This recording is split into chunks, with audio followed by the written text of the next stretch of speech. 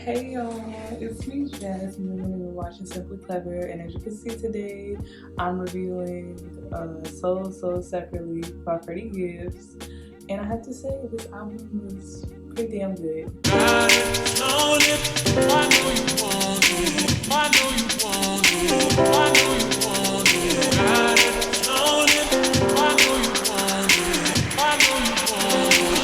So we started off with the background and the content of this album and the concept. So here, So Separately is a 15-track album. It's perfect length in my opinion. It's about 45 minutes, 46 minutes long. And then it's his 5th studio album, but it's his first album to be released on a major label. And then let's get to the concept. Why is this album called So Separately or Triple S? And basically it's themed around a lyric. Well, it's actually inspired from a lyric from a previous Freddie Gibbs track from the Mad Lib project, Bandana, which you see a picture here. And in Bandana, it was a song called Education. And in Education, there was a lyric that says, drugs for free, soul separately.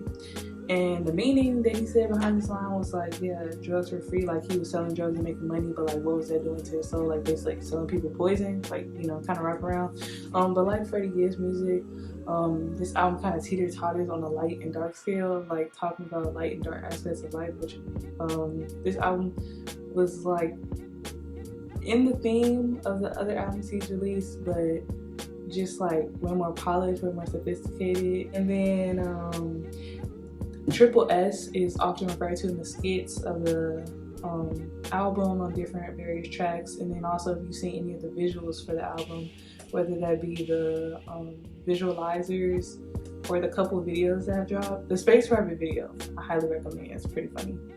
And I did some research or whatever, and it's supposed to be themed around a fictional casino and resort that is supposed to be like in Las Vegas, and it's supposed to talk about how basically like he was working so hard in conclusion with this album, because even on the album he features phone calls from his mom, Jeff Ross, which I'm not really sure it is, and Joe Rogan, and they're like, you know, what's taking you so long with the album, Freddie? You know, I got this, Freddie, I got that. Like, and basically he's supposed to be working on this conclusion, but also it's like he took a risk on himself working in the music industry, especially like if you're familiar with Freddie Gibbs' other works. Like I think one of my favorite lines by him, how he was talking about how he was selling drugs to rap. He wasn't even making no real money like the first couple of years he was in LA. So yeah, we love a good mirror. We love like good continuation throughout projects, not repetitiveness, but like an actual story to tell. So moving on to the track list and features. So with the 15 tracks on this album, it contains, I feel like, a good diverse amount of features. They're not all like rappers or anything like that. But yeah, let's get into the songs. So some of these songs I'm gonna speak about because like they're very poignant, and some of them I'm gonna mention them, but they won't be like super in depth. So Couldn't Be Done was basically the intro song. He talked about basically how people doubted him and like threw dirt on his name through all he went through, but it's like it happened for him. Like, and like he used to celebrate. And it's also, I thought was really funny, was him singing on the song with like adjoining Kelly Price, because you know Freddie is not a singer, but yeah. And then Blacks in the Room is produced by Alchemist. No surprise, that was my favorite track because I love Alchemist. Sure, if you're familiar with Freddie Gibbs, you're familiar with everybody else that Alchemist produced for. Alchemist, Uncle Al always comes through with the beats and the production, and just, yeah, it's like gold when he works with rappers. So yeah, Blacks in the Room was great, and I love the line about Sam Cooke and the Copa line, and then referencing East Gary, which is where Freddie Gibbs is from. But this song was just so fly to me. It's one of my favorite songs. I damn near listen to every day. This part I thought was pretty catchy. Where would you go? What would you do? Who would you screw? Black forces on, so his brain didn't leave a stain on my shoe. This gold talk, put my face on that mountain too. Black is in the room like I'm Sam Cooke at the Fountain Blue. If y'all know anything about Sam Cooke, like, y'all get it. And he also talked about the Copa, which was a place I believe Sam Cooke, it's a nightclub I believe, Sam Cooke and like Frank Sinatra performed at and everything like that. And yeah, and then also the line where he's referring to Fred Hampton and Jeff Ford and Gaddafi, which is like, his flow is crazy on this. Like his flow is definitely a highlight of this album. It's been improving project by project, I would say. So yeah. And then Pain and Strife was cool. That song was kind of like, it's not bad, but it kind of gets me to my point about the Too Much or whatever. So when Too Much came out, it was one of the singles for this album, and I was like, Freddie Gibbs Money Back, yo, girl, what is this? I was not understanding.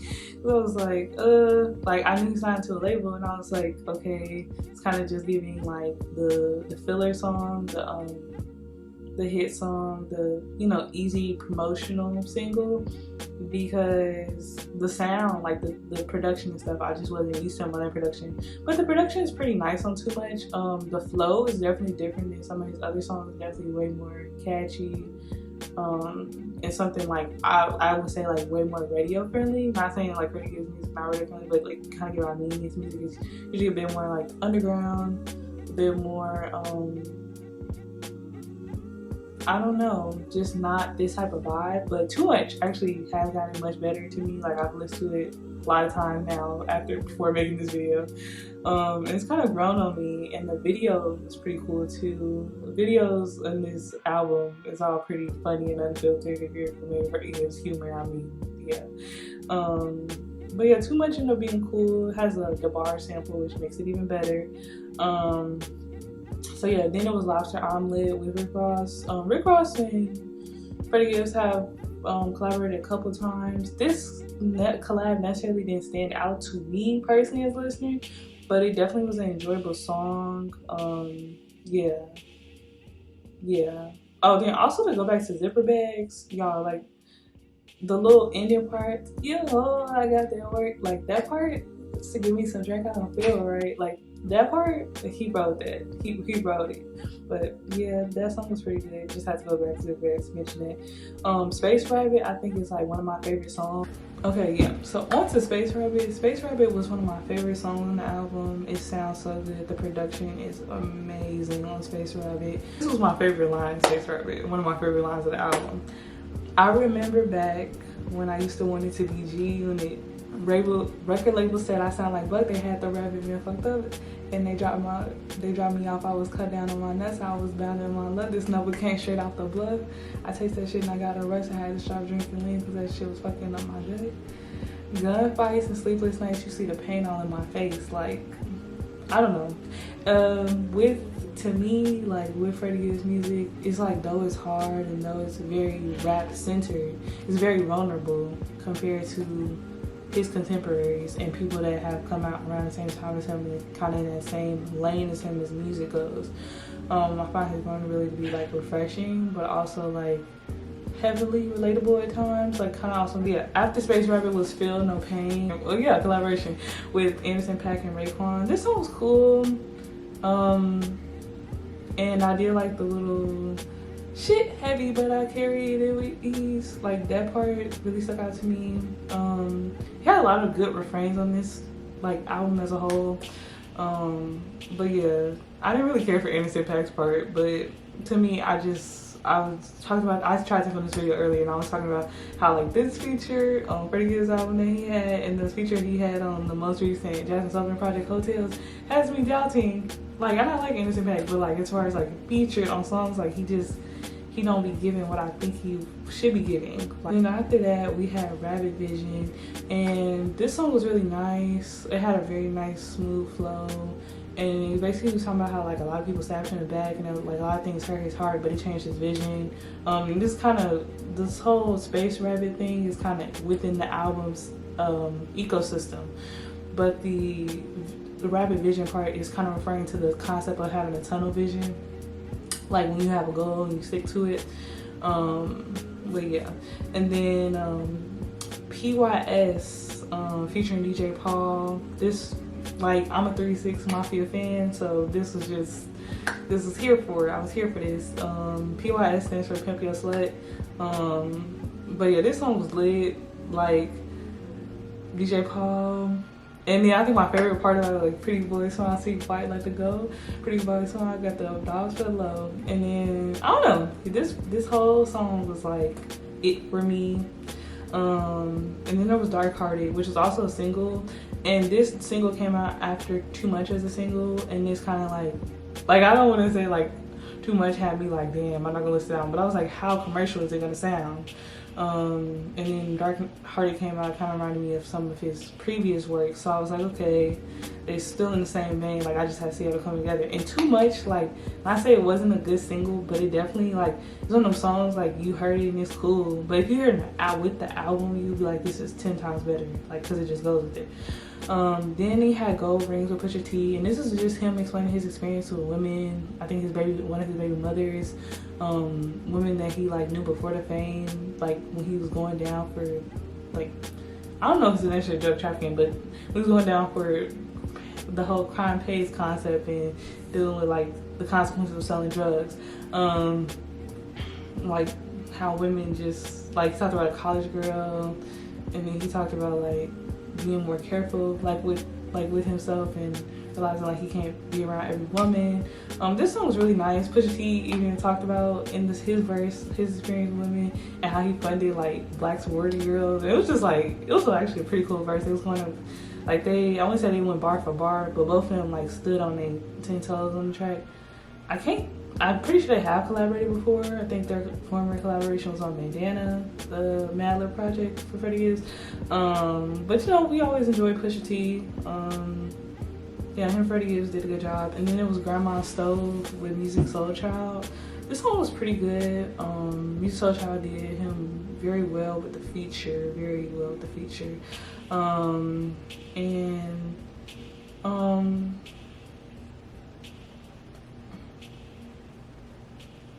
yeah, same with the, he was kind of talking about like where he came from, but he was also talking about like kind of depression. He also talked about how his experience like being labeled a certain way as both a father and a rapper, and how he like wished he was able to fix things between one of his baby mamas, but the other one was like, he feels like that was purely for like currency, like she just wanted to be with the rapper and it happened to be him. Yeah, and then I would say like,